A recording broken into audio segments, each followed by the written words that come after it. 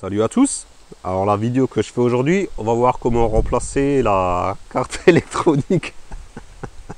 Ça c'est fait. Comment remplacer la carte électronique sur les boîtes de type 722.6. Donc c'est la boîte de chez Mercedes qui est montée sur beaucoup de véhicules. Donc si votre boîte présente des symptômes bizarres du style patinage, bloqué dans un rapport ou des trucs comme ça, vérifiez en premier lieu votre niveau d'huile.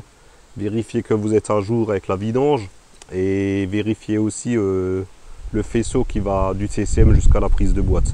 Si tout ça c'est ok, il y a vraiment de grandes chances que c'est la carte qui soit flinguée. C'est un truc connu sur cette boîte là, ça se change relativement facilement, ça vaut entre 100 et 150 balles sur internet. En premier lieu, il faudra vidanger la boîte bien sûr, enlever la douille de centrage, c'est très important. Tout ça, je vous le montre dans ma vidéo sur la vidange de boîte. Donc le tuto que je fais là, il va commencer carter enlevé, huile sortie. Et puis on va voir que finalement, c'est pas plus compliqué que ça. Bon, on perd pas de temps et on y va.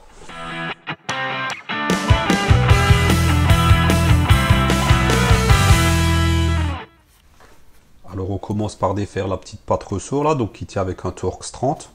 Comme d'ailleurs l'ensemble du bloc hydraulique, toutes les vis seront en Torx 30. En descendant cette petite patte ressort, on fait bien attention parce qu'il y a une tige métallique qui va descendre du bloc hydraulique. Donc faire attention de ne pas la perdre. Voilà, on pose ça sur le côté et on s'attaque à la dépose du bloc. Donc celui-ci il tient avec 10 vis, donc il y en a 6 à l'avant et 4 à l'arrière. Donc on commence déjà par les desserrer. Là je vous montre les 4 à l'arrière et puis il y en a 6 à l'avant. Et on les desserre.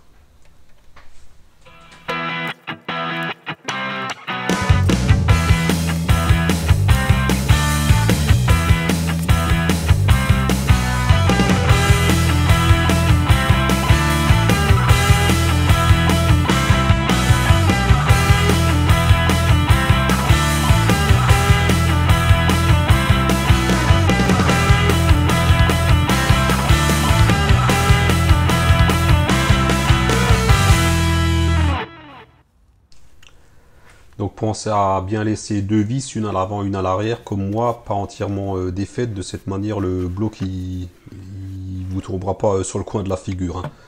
Donc une fois que toutes les vis sont enlevées, on peut le lever et là on défait les deux dernières vis parce que mine de rien, il fait quand même son poids. Hein. Et de une et de deux. Et là, on peut descendre le bloc doucement en faisant attention qu'il n'y a rien qui coince. Il y a pas mal d'huile qui coule et on le pose sur le bac à vidange et on le laisse s'égoutter pendant un petit moment.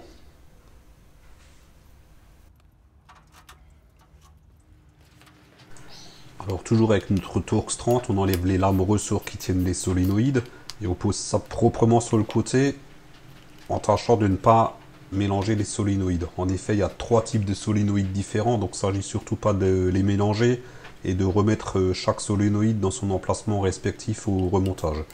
A noter aussi que ce bloc hydraulique n'a pas de capuchon de solénoïde. Normalement il y en a un, je ne sais pas s'il a été oublié lors d'un précédent démontage ou s'il n'y en a jamais eu, j'en sais rien. Enfin bref, si vous en avez un, c'est juste clipsé, donc vous déclipsez et vous accédez directement au solénoïde. Et les lames ressorts qui tiennent les solénoïdes, elles poussent sur les solénoïdes afin d'assurer un bon contact avec la platine électronique. Et voilà. On peut maintenant dégager la platine électronique du bloc hydraulique. Hein. Donc il y a un clip d'un côté et un de l'autre que j'ai mal cadré là. Donc je vous mets une photo pour vous montrer le petit clip. Donc elle se déclipe tout simplement. Hein. Un clip de chaque côté. Voilà. Donc au passage, je vous montre quand même comment tester les solénoïdes. Donc celle-ci, elle doit avoir une valeur en ohms comprise entre 2,5 et 6,5. Donc là, elle a 6, donc c'est parfait.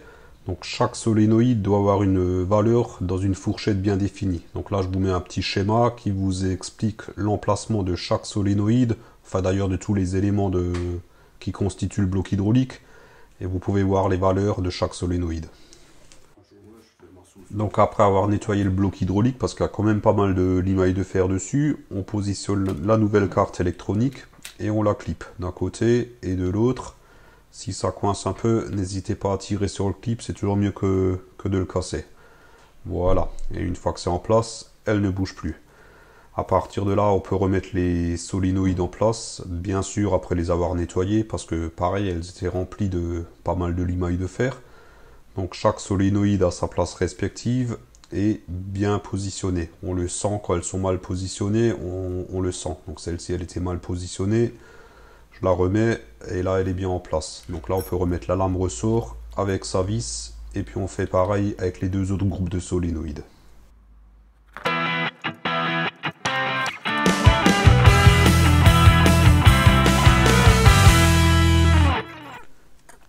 On peut maintenant passer au serrage des lames ressort. Donc celle-ci se serre au couple de 8 Nm.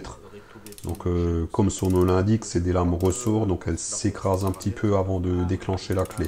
C'est tout à fait normal puisque c'est cet écrasement qui va permettre un bon contact entre les solénoïdes et la platine électronique. Donc la première. Voilà. La deuxième.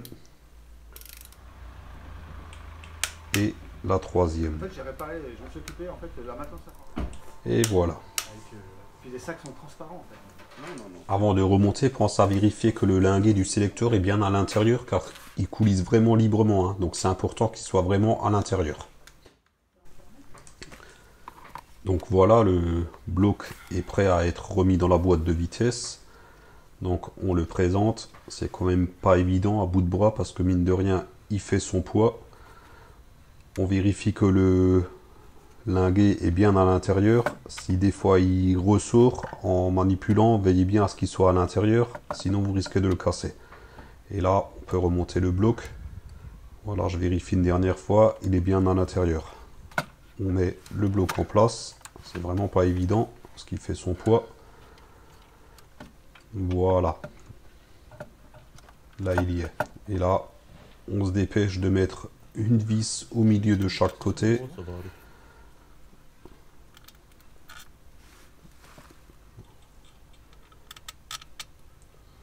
Voilà, et de une.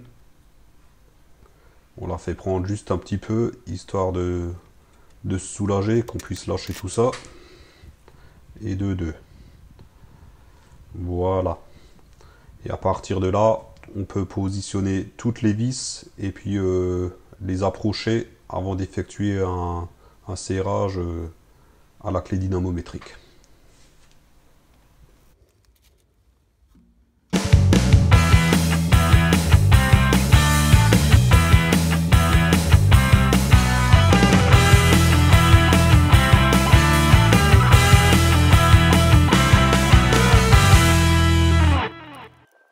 Il ne nous reste plus qu'à serrer tout ça à la clé dynamométrique à 8 Nm, comme les solénoïdes et comme pour le carter d'huile.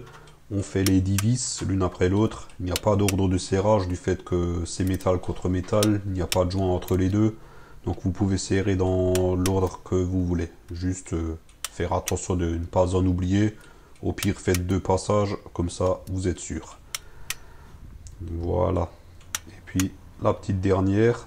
Et c'est fini.